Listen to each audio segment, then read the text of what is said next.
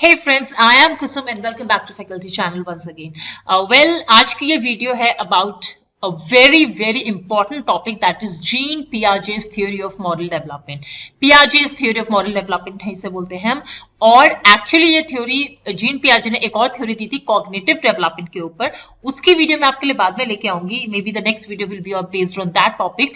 But for now today we are studying about Piaget's theory of moral development. Now this topic is very important for examination point of view. और even आप BEd का course कर रहे हैं, DElEd का course कर रहे हैं, in fact for your UTET, C TET, your UP TET का एग्जामिनेशन, जितने भी लेक्चरर एलटी के एग्जामिनेशन होते हैं, in fact for UGC net examination also this topic is really very important. So without any delay, let's start with this video. Let's see what is there. Okay. Introduction पहले हम ले लेते हैं थोड़ा. देखिए, पियाजे ने कॉन्सेप्चुअलाइज किया था मॉरल डेवलपमेंट किस बेसिस पे? As constructivist process where by the interplay of action and thought builds moral concepts. इन्होंने ये बोला था एक कंस्ट्रक्टिविस्ट प्रोसेस के अकॉर्डिंग इन्होंने कहा था जो हमारे थॉट्स और एक्शंस के बीच में जो सामंजस्य चलता रहता है, जो इंटरप्ले होता रहता है, वो हमारी मॉरल कॉन्सेप्ट्स को बिल्ड करता है. पियाजे ने ये थ्योरी आपकी दी थी in the year, let me take the pen. Okay, पियाजे ने ये थ्योरी आपकी दी थी इन द ईयर 1932. इसे प्रिंसिपली वो इंटरेस्टेड इस चीज में नहीं थे कि चिल्ड्रन क्या करते हैं. उन्हें इस चीज में बिल्कुल इंटरेस्ट नहीं था कि बच्चे क्या कर रहे हैं, या जैसे कि वेदर दे ब्रेक रूल्स और नॉट, कि वो रूल्स ब्रेक करते हैं नहीं. बट उनका ज्यादा इंटरेस्ट इस चीज में था कि वो सोचते क्या है, what do they think. In other words, we can say that he was interested in children's moral reasoning. Means अगर वो कुछ कर रहे हैं तो उसके पीछे वो उन्होंने क्या सोचा है, उनकी थिंकिंग क्या थी. उन्हें इस चीज से कोई मतलब नहीं था कि बच्चे कर क्या रहे हैं. But if they have done something, what was the main moral behind that? क्या रीजनिंग थी बच्चे की उसके पीछे. Piaget was interested in three main aspects of children's understanding of moral issues. क्या वो तीन एस्पेक्ट्स थे Piaget के जो चिल्ड्रन की अंडरस्टैंडिंग के मॉरल इश्यूज को समझ रहे हैं? वो देखिए क्या क्या है. First is your children's understanding of rules. हम जो रूल्स बनाते हैं बच्चे उसको कितना समझ रहे हैं. So what is the children's understanding of rules. अब ये जो टॉपिक, ये जो चीज है कि बच्चे जो एस्पेक्ट है जीन पियाजे ने दिया है of children's understanding of rule, ये तीन क्वेश्चंस को लीड करता है. अब ये समझने के लिए तीन क्वेश्चंस आपके दिमाग में आएंगे. वो है where do rules come from. बच्चे सोच रहे हैं कि ये रूल्स आए कहां से हैं. दूसरा, कैन रूल्स बी चेंज, क्या इन रूल्स को चेंज किया जा सकता है. And the third one is your who makes rules. Rules बनाता कौन है. तो ये वो तीन क्वेश्चंस है जो बच्चों के दिमाग में आते हैं जब भी वो कोई रूल्स के से उनका कोई सामना होता है. Where do rules come from? Can rules be changed? And who makes the rules? Second aspect इसमें आता है आपका children's understanding of moral responsibility. अब moral responsibility की बच्चे में क्या समझ है, इसके ऊपर भी अगेन तीन क्वेश्चंस लीड कर सकते हैं. जैसे who is to blame for bad things. अगर किसी ने गलत काम करा है तो किसको ब्लेम किया जाएगा. या is it the outcome of behavior that makes an action bad. क्या ये हमारा बिहेवियर है जो हम दिखाते हैं उसकी वजह से हमारे एक्शंस गलत दिखते हैं लोगों को. या एंड या फिर is there a difference between accidental and deliberate wrong doing.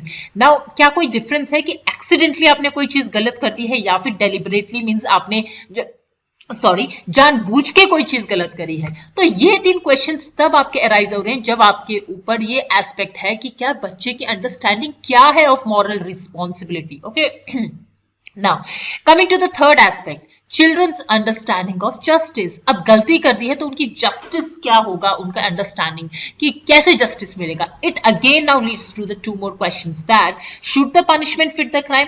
कि जो उन्होंने क्राइम करा है क्या वो पनिशमेंट जो उनको दी जा रही है वो फिट कर रही है उस क्राइम में या नहीं कर रही है. या फिर दूसरा question, are the guilty always punished. क्या जो भी गिल्टी है उसको हमेशा सजा ही मिलेगी. Will they be always punish for that thing. So these two questions are there which actually tells the aspect of how children's understanding of justice is developed.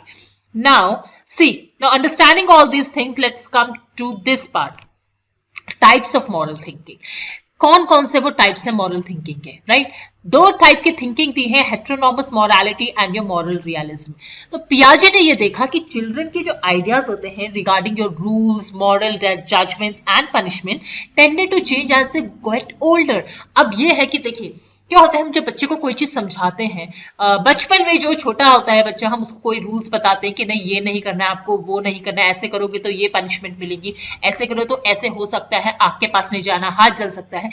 अब ये चीजें जो होती हैं वो उनके दिमाग में हम लोग बचपन से बैठा देते हैं, लेकिन जैसे जैसे आप देखिए उनकी एज बढ़ती जाती है, तो वो जो जो रूल्स हम उन्हें बता चुके हैं, उनमें आप देखिए चेंजेस आते हैं। वो चेंजेस कैसे आते हैं? In other words we can say that there were stages of children's cognitive development, so there were also universal stages to their moral development. आपने अगर पियाजे की कॉग्निटिव डेवलपमेंट की थ्योरी देखी तो उन्होंने 4 स्टेजेस की बात करी थी वहां पर, राइट?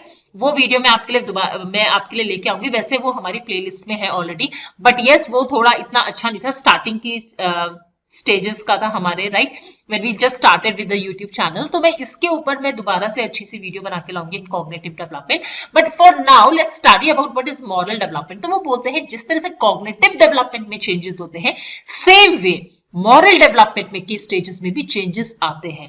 अब यहां पर उन्होंने 2 टाइप की मॉरल डेवलपमेंट थिंकिंग की बात करी है, दैट इज हेटेरोनॉमस मोरालिटी जिसे हम मॉरल रियलिज्म भी बोलते हैं, और ऑटोनॉमस मोरालिटी जिसे हम मॉरल रिलेटिविज्म भी बोलते हैं। ये दोनों क्या है, लेट्स सी।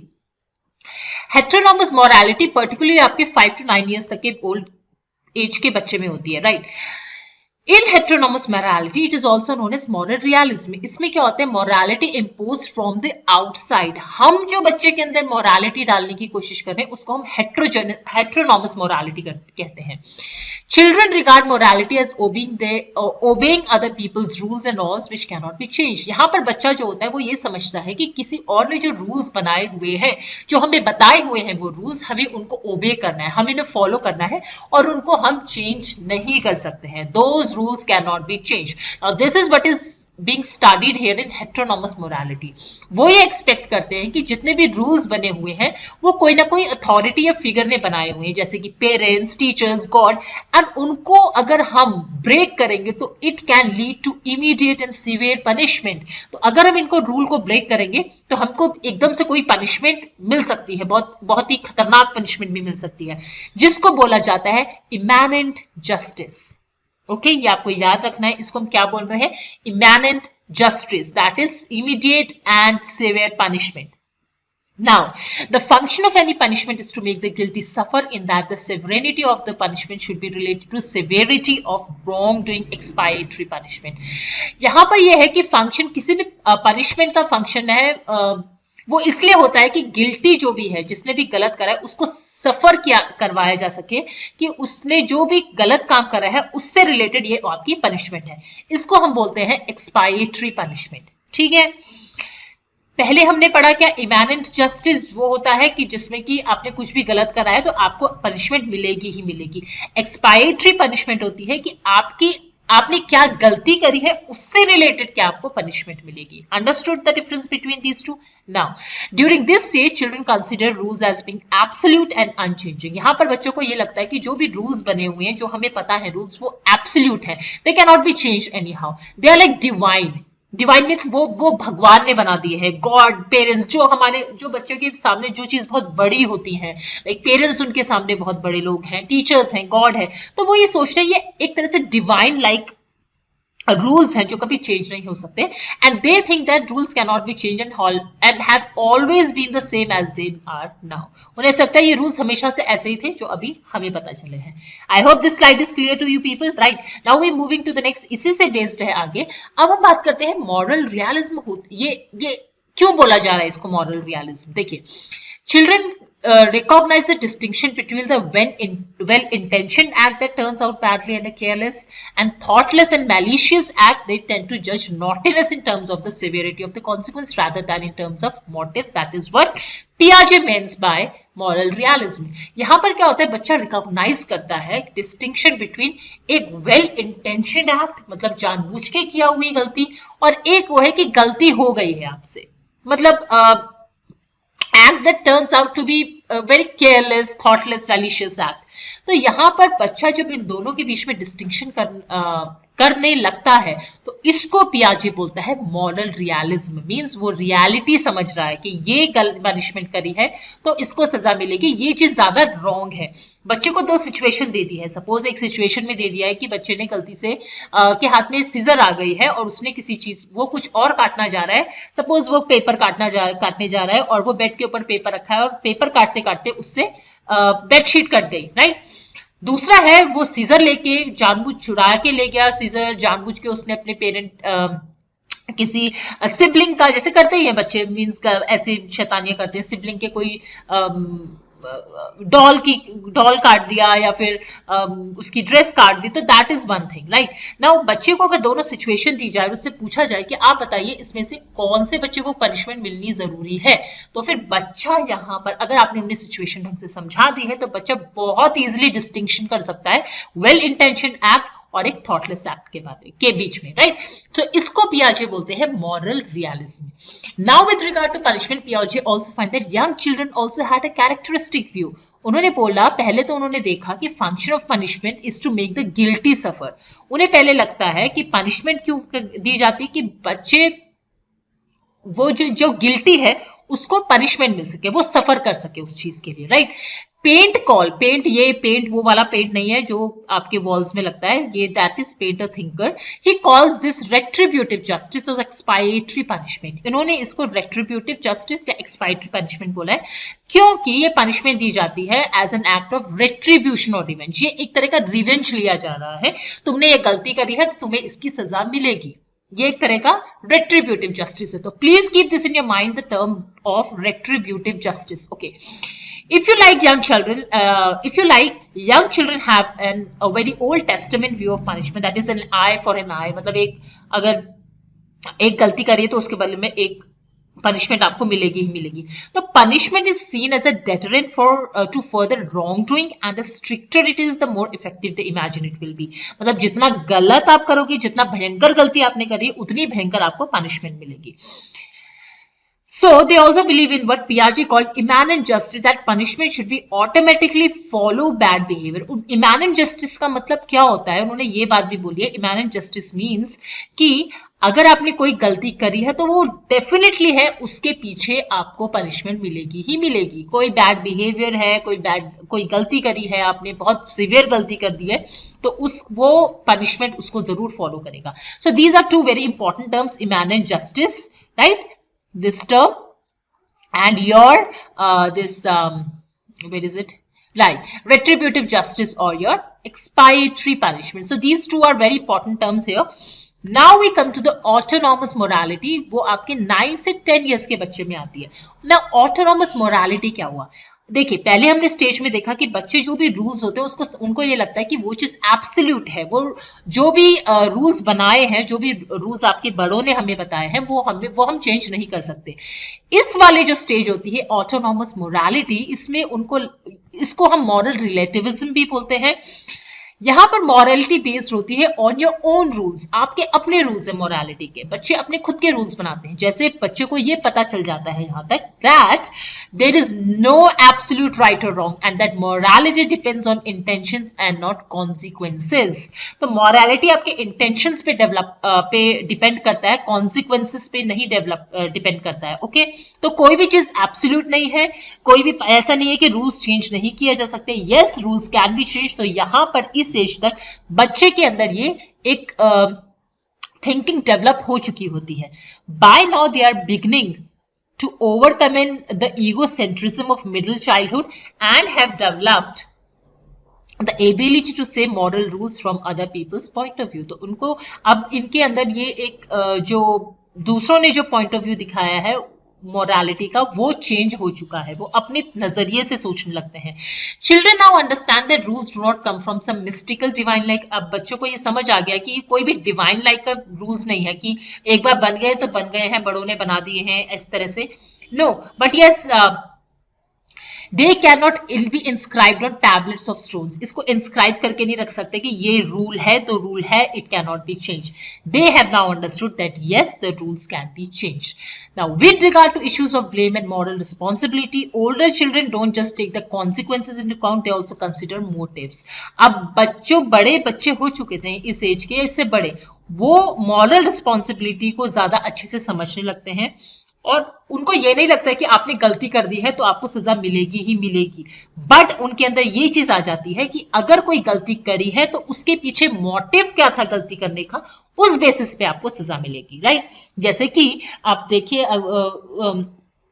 जब कोर्ट में भी ऐसे कोई केसेस चलते हैं जहां पर कि किसी ने जानबूझ के किसी का मर्डर करा है, खून कर दिया है, या किसी ने अपने सेल्फ डिफेंस में किसी को करा है, तो मोटिव देखा जाता है. खून तो दोनों चीज केसेस में हुआ है. राइट. लेकिन किसका मोटिव क्या था, वो उसने जानबूझ के किसी को मर्डर करा है, एक बंदा है जिसने अपने सेल्फ डिफेंस में करा है. तो ऑब्वियसली जिसने जानबूझ के करा है उसको सजा मिलेगी. राइट. तो यहां तक बच्चे समझने, ये चीज उनके दिमाग में आ जाती है. Children begin to realise that if they behave in ways that appear to be wrong but have good intentions, they are not necessarily going to be punished. So अगर उन्होंने कोई चीज गलत कर दी है लेकिन गुड इंटेंशंस के साथ करी है तो उनको पनिशमेंट जरूरी नहीं है कि मिलेगी. Thus for them a well-intentioned act that turned out badly is less blameworthy than a malicious act that did no harm. तो उनके लिए अब क्या है, जो वेल इंटेंशनड एक्ट है, जो कि किसी ने इंटेंशनली कोई चीज करी है, तो उसके लिए उनको ज्यादा सजा मिलेगी एज कंपेयर टू कि जो चीज ऐसे ही हो गया, उससे कोई किसी का हार्म नहीं हुआ है. गलती कर दी है, पानी गिर गया है, गलती से गिरा है, कोई हार्म नहीं हुआ है उससे, तो फिर वो कोई गलती नहीं है. लेकिन जानबूझ के आपने किसी के ऊपर पानी डाला है और उससे उसको कोई हार्म हो गया, तो that is very bad. For that they will be punished. I hope it is very clear what do you mean by these two terms, right? Heteronomous and your autonomous morality. Well, this is for now, and there is one more slide, I think. One more slide is there. With regard to punishment, the emphasis now moves from retribution to restitution. अब यहाँ पर क्या है, आपको याद होगा हमने heteronomous में करा था retribution theory, और यहाँ पर है आपकी restitution. इसका मतलब है not primarily to make the guilty suffer, but to put things right again. इसका मतलब यह है, वहां पर था कि revenge लिया जा रहा है, आपने गलती करी है तो आपको आपके साथ revenge किया जा रहा है. restitution का यहाँ पर मतलब है कि आपने कोई चीज गलत करी है, आपको punishment इसलिए दी जा रही है कि आप वो चीज ठीक करें. जैसे बच्चे अगर होमवर्क नहीं कर रहा है, उसको पनिशमेंट दे दी कि तुमने होमवर्क नहीं करा, जाओ. एक तो हो गया कि बाहर क्लास के बाहर खड़ा कर दिया, चेयर के ऊपर खड़े कर दिया, मुर्गा बना दिया, whatever the punishment is given by the teachers, right. But एक रेस्टिट्यूटिव पनिशमेंट क्या होगी कि अगर उसने होमवर्क नहीं करा है तो you are making them sit in the class and in a free period and letting them do that homework there only. तो ये एक तरह से आपकी पनिशमेंट नहीं है, ये है कि आपने कोई चीज गलती करी है, अब उसको सुधारा कैसे जाए. समझ रहे हैं आप, उसको सुधारा कैसे जाए, तो that is your restitution. In other words, we can say that punishment should be aimed at helping the offender understand the harm she has caused so that she will not be motivated to repeat an offense. ये punishment क्यों मिलती है कि अगर उसने कोई गलती करी है बच्चे ने, तो उससे वो जो भी punishment उसको मिल रही है उससे उसे सबक मिले कि मुझे ये चीज रिपीट नहीं करनी है, राइट. तो वो उस ऑफेंस को रिपीट ना करे और बल्कि वो मोटिवेट है कि वो अच्छी चीज करे.